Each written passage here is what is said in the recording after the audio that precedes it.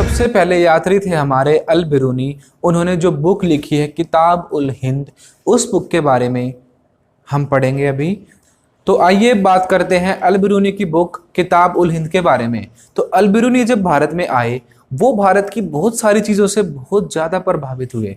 उन्होंने यहाँ पर आकर यहाँ के त्योहारों को देखा, यहाँ के धर्म को देखा, रीति रिवाजों को देखा, हर चीज़ को उन्होंने देखा और उन्हें वो चीज़ें बहुत अच्छी लगी और उन्होंने उन सारी चीज़ों को अपनी एक बुक में लिख दिया और उस बुक का ही नाम रखा उन्होंने तहकीक हिंद, या हम कह सकते हैं किताब उल हिंद।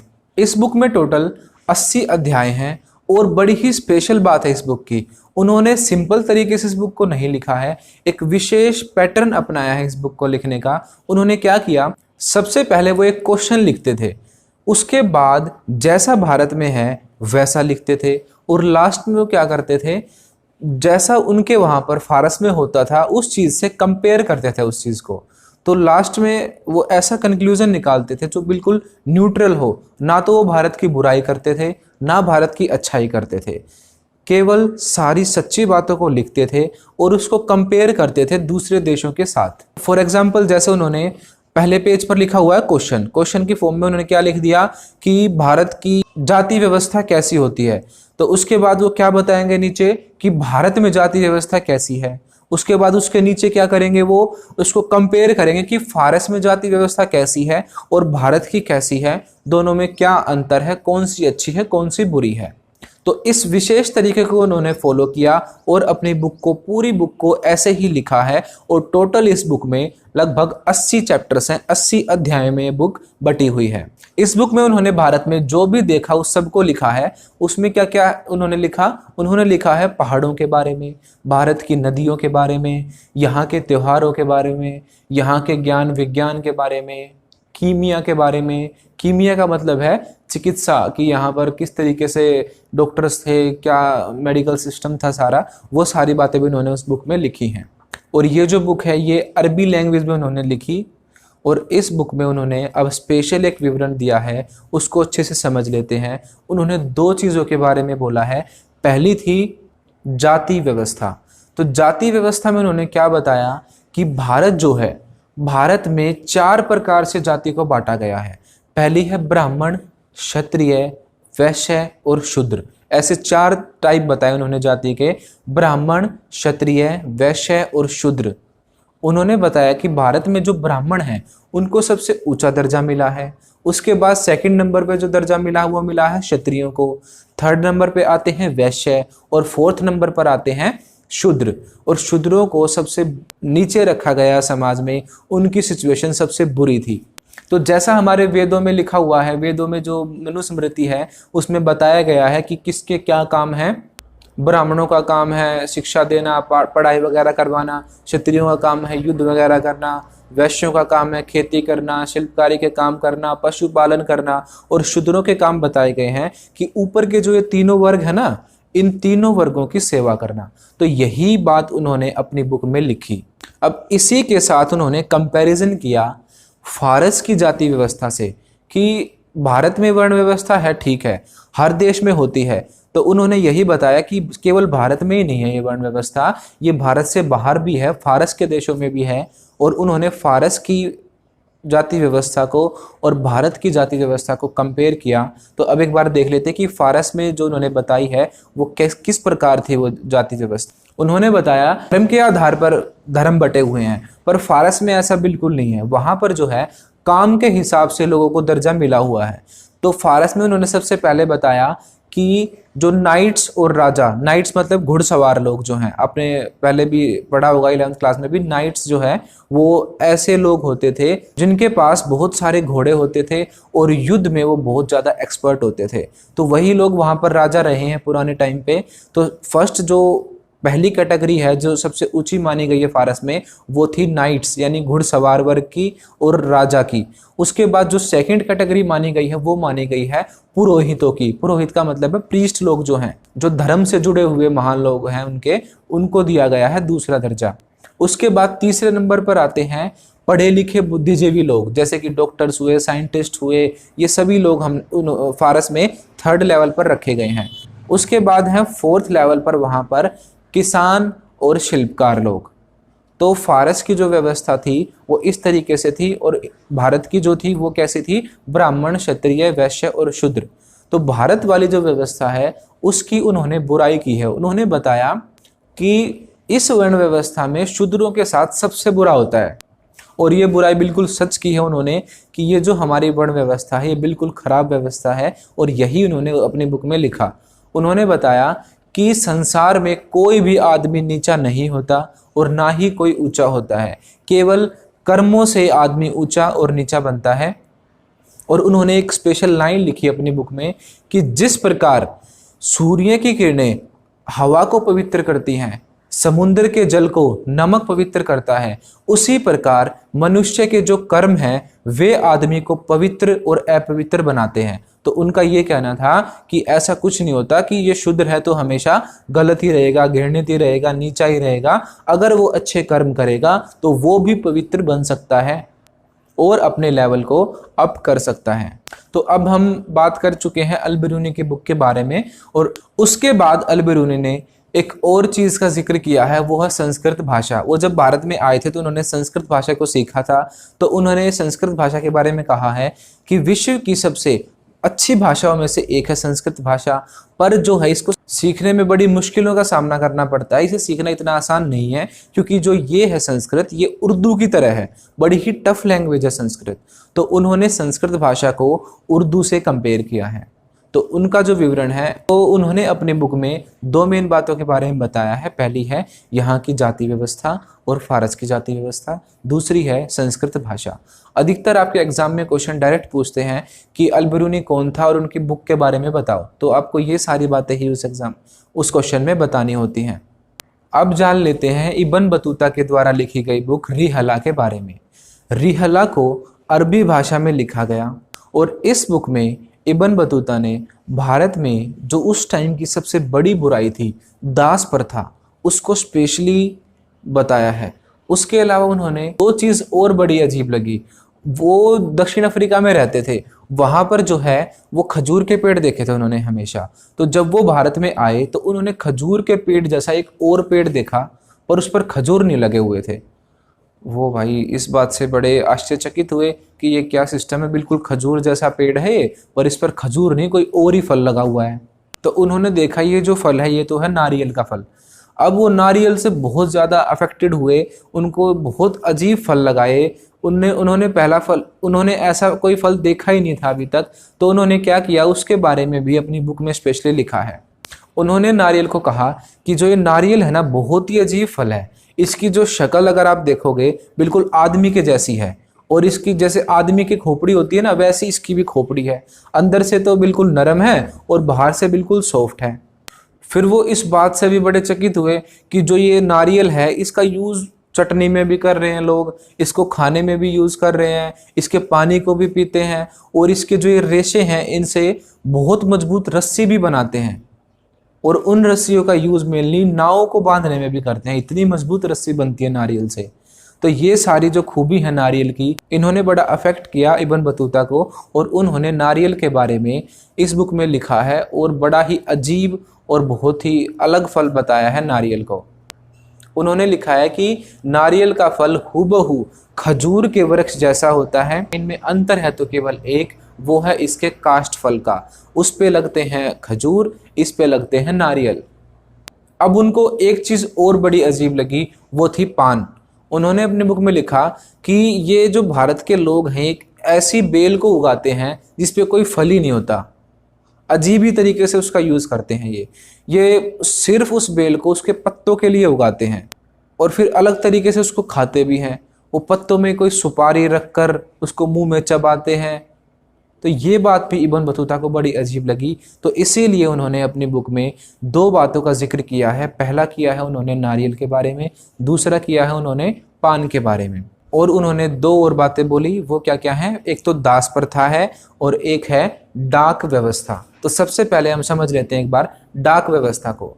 आपको भी ये जानकर बहुत हैरानी होगी कि इतने पुराने टाइम पे हमारे यहाँ पे बहुत ही अच्छी डाक व्यवस्था थी।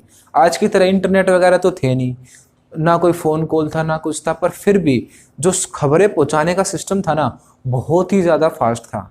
तो इस बात से भी इब्न बतूता बहुत प्रभावित हुए और उन्होंने अपनी बुक में डाक व्यवस्था के बारे में लिखा। डाक जो है वो दो तरीके की थी, एक तो थी घुड़सवार और एक थी पैदल। घुड़सवार वाली को कहते थे उलुक और पैदल वाली को कहते थे दावा। तो घुड़सवार वाली जो है उसमें तो सिंपल घोड़ों पे आदमी जाते थे और संदेशों को जहां तक पहुंचना होता था पहुंचा देते थे। उसके बाद जो दावा है जिसमें पैदल लोग काम करते थे वो बहुत ही ज़्यादा इंटरेस्टिंग है।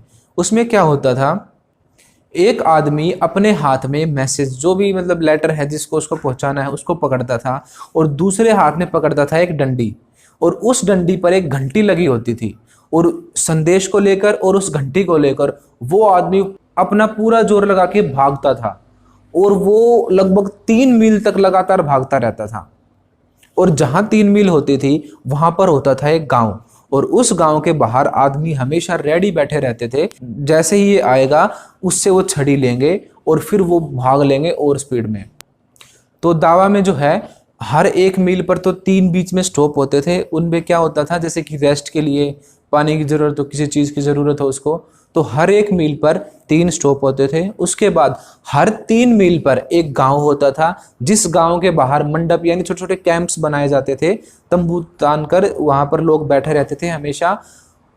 जैसे ही वो आदमी संदेशा लेकर पहुंचता था वो लोग वहां पर उससे संदेशा ले लेते थे, फिर वो भी बिल्कुल वैसे ही भागते थे जैसे वो भागा हुआ आया था।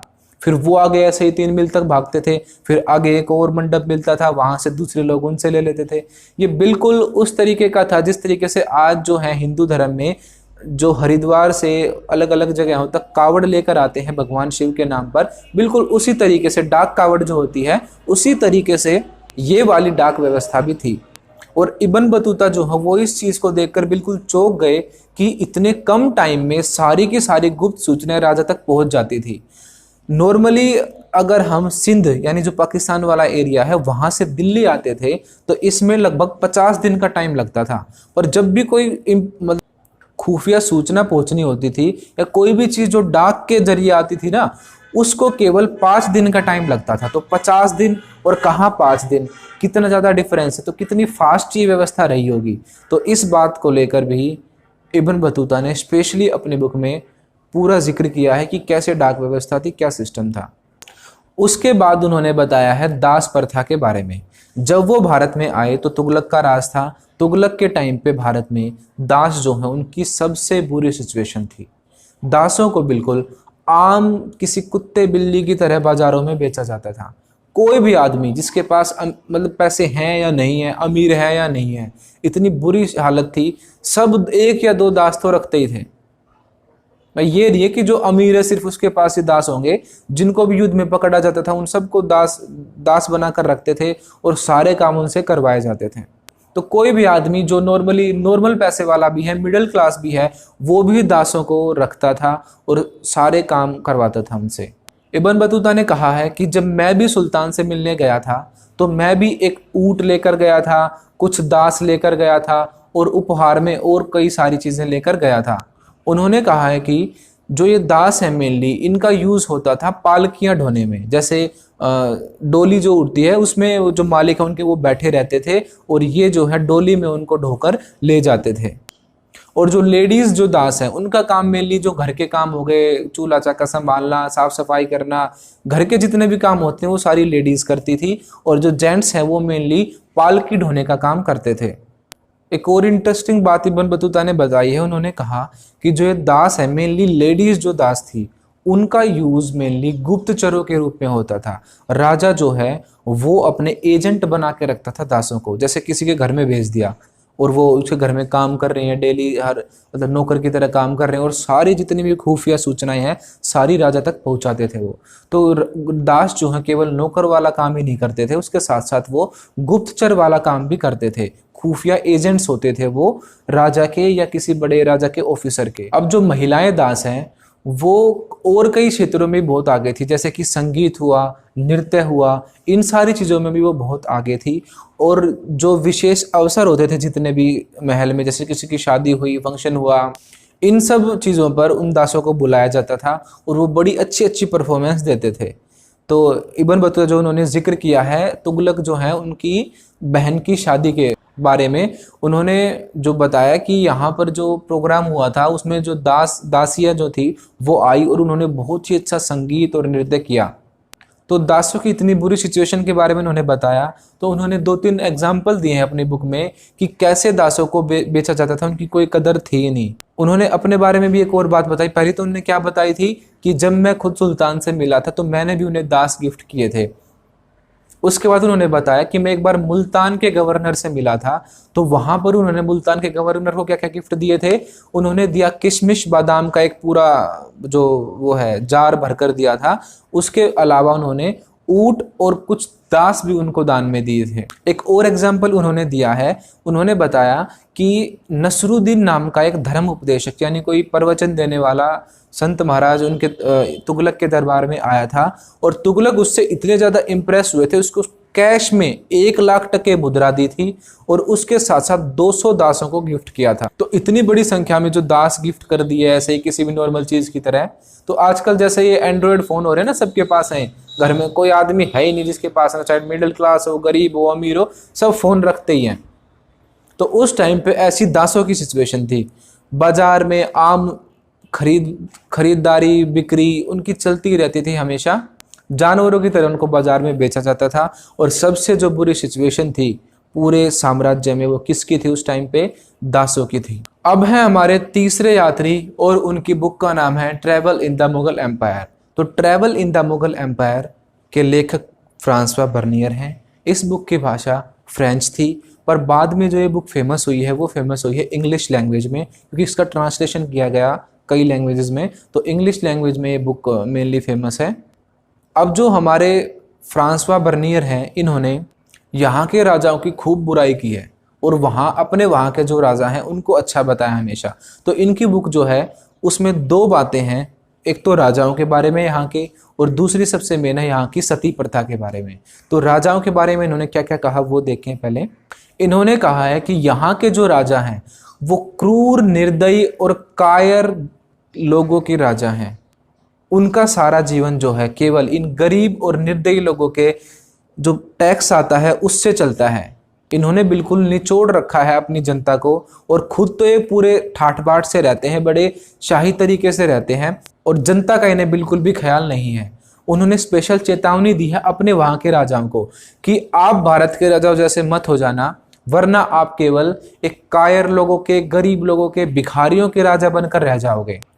और वो जो है मुगल राजाओं के साथ जानबूझकर उनके साथ उनकी जो आर्मी है, जब भी युद्ध वगैरह होती थी, लड़ाई, सेना में उनके साथ ही जाते थे। और जितने भी सेना के अंदर की बातें हैं सभी बातों को उन्होंने अपनी बुक में लिखा है और उनको बताया कि ये क्या क्या कमजोरियां थी हमारी सेना में, वो सारी बातें उन्होंने बताई हैं। उसके बाद सबसे मेन है सती प्रथा का विवरण। ये एग्जाम्स में भी आपके कई बार पूछा गया है कि जो बर्नियर है उन्होंने सती प्रथा का विवरण दिया, उसके बारे में बताइए।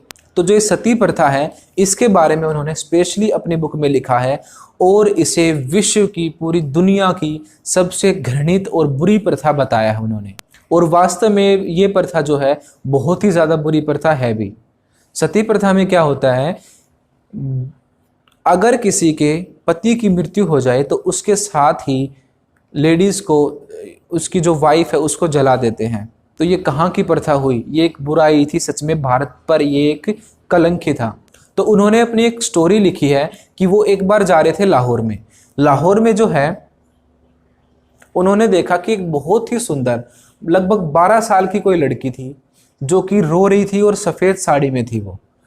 उसके पास में 2-3 आदमी थे और एक बूढ़ी औरत थी। बूढ़ी औरत ने उसको अपने ऐसे बगल में दबाया हुआ था और जो 2-3 आदमी उन्होंने उसके हाथ पैर पकड़ रखे थे। और वो जो बच्ची है, केवल 12 साल की बच्ची, वो बुरे तरीके से रो रही है, चिल्ला रही है कि मुझे बचाओ। उसको वो लोग खींच खींच कर कहाँ लेकर जा रहे थे? उस चिता के पास लेकर जा रहे थे जिसमें उसके पति का अंतिम संस्कार हो रहा था।